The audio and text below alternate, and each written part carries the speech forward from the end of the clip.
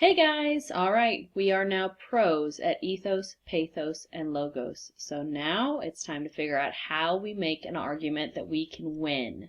So that's our topic for the day. First, let's think, what is an argument? Is an argument where you go, no, I want one, no, I want one, no, I do. That is not an argument. An argument is an attempt to persuade someone by presenting logical evidence.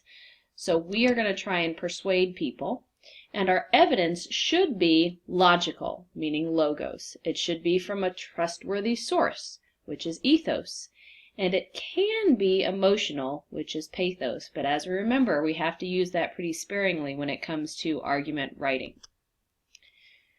So we're going to talk about the 5 parts of a great argument. What I want you to do right now is get out a piece of paper and a pencil because you're going to need to take some notes. Anything that you see in orange, I want you to write down because it's going to be important. So hit pause on the video and I want you to get a piece of paper and a pencil. Okay, hopefully you're ready to go. So, parts of a great argument.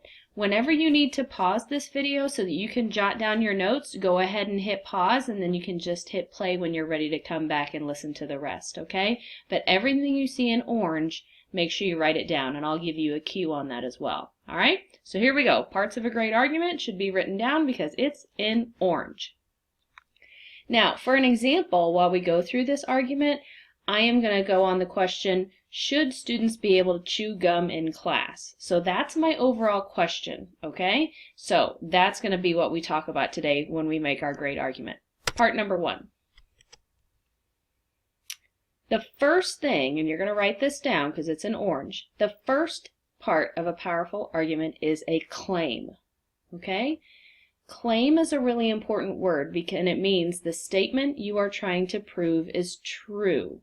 The claim is the statement you are trying to prove is absolutely 100% true. Now here's something important. The claim does not have to match your opinion. We're not writing opinion writing anymore. Some of the best arguments are written against your opinion. You might write a claim and an argument based on a claim that is against your opinion. So don't focus on your opinion being your claim because sometimes we can't find the most logical argument to match our opinion. So remember, it's the statement you're trying to prove is true. So remember, we're going to talk about chewing gum in school. So here's my claim. Students should be able to chew gum during class. So I had my original question, and there's my claim. My claim is the statement I'm trying to prove is true. Students should be able to chew gum in class. Now, how am I going to prove that claim? Number 2, this is in orange, write this down. The second part of a powerful argument is the argument itself. The argument is the fact or the reason that supports your claim. Now, this is in plural here, facts and reasons, because you need to have more than one argument.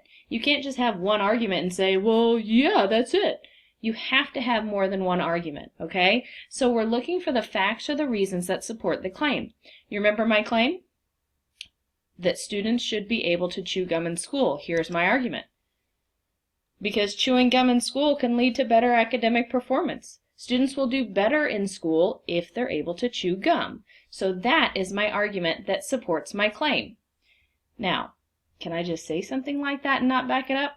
Probably not. So that leads us to number 3, the evidence. The evidence is the fact that supports my argument. So this is where I need to get down into my research. I need to have facts, statistics, reasons. I need to have things that support my argument. My argument was that it leads to better academic performance. I need to support that with logos, ethos, or pathos. All right? So logos, facts, statistics, examples, anything logical. Remember, that's the home run. Logos is the home run. Ethos I can use as well. That's going to be a sentence that probably starts with, according to such and such, right? Because you're using a person or a university study or somebody that we should be able to trust, okay? That's going to be ethos evidence. So anything where you can name drop somebody famous or a researcher or an expert, that's going to be ethos, right? And then pathos we're only going to use sparingly, meaning just a little bit.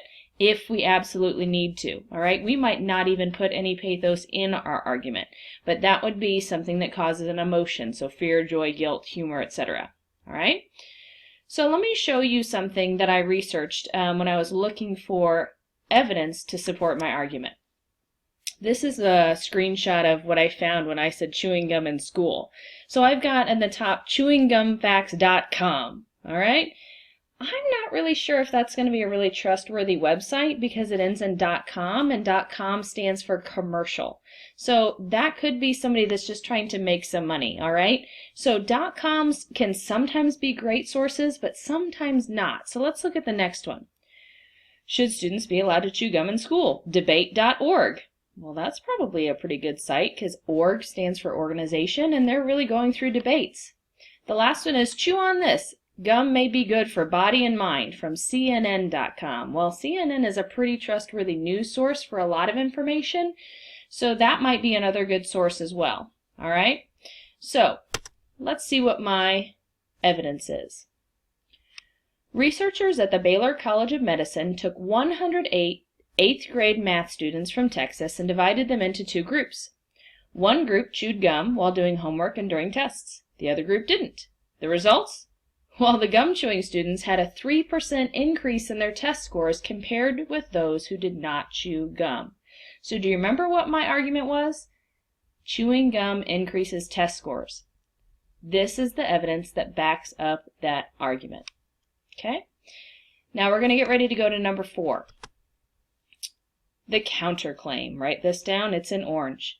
The counterclaim is exactly what it is. It's the opposite of the claim. Your claim is that students should be able to chew gum. The counterclaim would be the opposing position. Students should not be able to chew gum. This is one of the reasons that we're unsuccessful in our arguments so far in life, is because we don't realize that the other side has good points too. When you are arguing with your mom or your dad or somebody that you really want, let's say, the new iPhone, right? And you're saying, but I really want one. Well, but you really don't. You need to stop and look at it from mom and dad's point of view. Maybe you really don't, and maybe they have a pretty logical reason as to why you don't. If you can show people that you can see things from their point of view, they're more willing to listen to you because you're not just all one-sided. So when we think about the counterclaim, we need to acknowledge that there might be a good idea on the other side of the aisle. So let's see what my counterclaim would be. However, some people say that chewing gum can be a distraction to learning and paying attention. Would you agree with that? Have you ever heard a loud chewer, right? And they're just smacking along? That might be distraction to you when you're not the one chewing gum, but they are, and you can hear it. It might just distract you from learning. So that's a pretty valid counterclaim, all right? Now, the fifth and final part, get ready to write this down, is the rebuttal. The rebuttal is the logical reason for rejecting the counterclaim. Okay, I acknowledge the other side of the argument, but here's why I'm still right. All right, so the rebuttal is when you bring it back home to your claim. So here's my rebuttal. Well, if it was distracting, test scores wouldn't have gone up. I went right back to that evidence that I had about test scores going up and saying, well, you might say it's distracting, but if it was, our test scores wouldn't have gone up. All right? So really quickly, let's review this. We need to have the claim, the argument, the evidence, the counterclaim, and the rebuttal. Okay? Put it all in a paragraph, and here's what it looks like.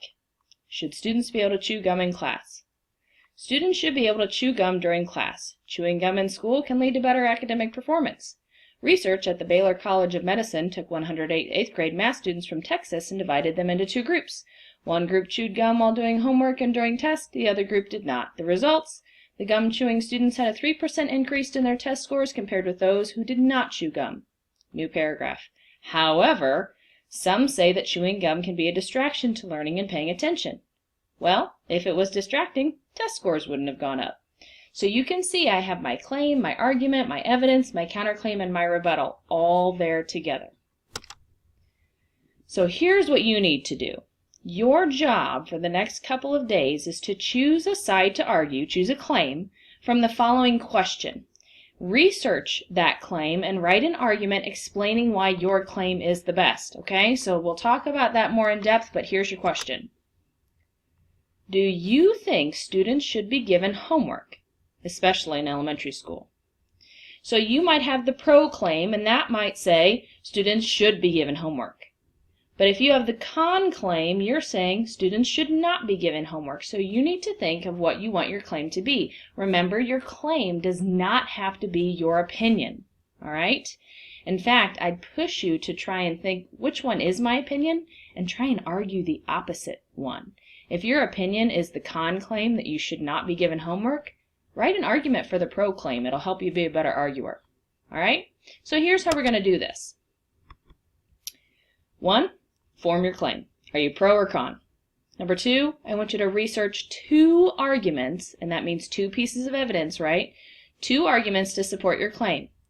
Have evidence, facts, statistics, research, studies, whatever. Have evidence that explain your claim, okay? You need to address the counterclaim, and then you need to give a logical reason for rejecting the counterclaim, meaning you need to give me a rebuttal. So you're going to write me 2 paragraphs here. No, I take that back. It's going to be 3 paragraphs. The first paragraph, and you can jot this down if you want, first paragraph is going to have your claim, your first argument, and your first piece of evidence.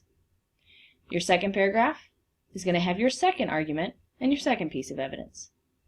Your third and final paragraph is going to have your counterclaim and the rebuttal.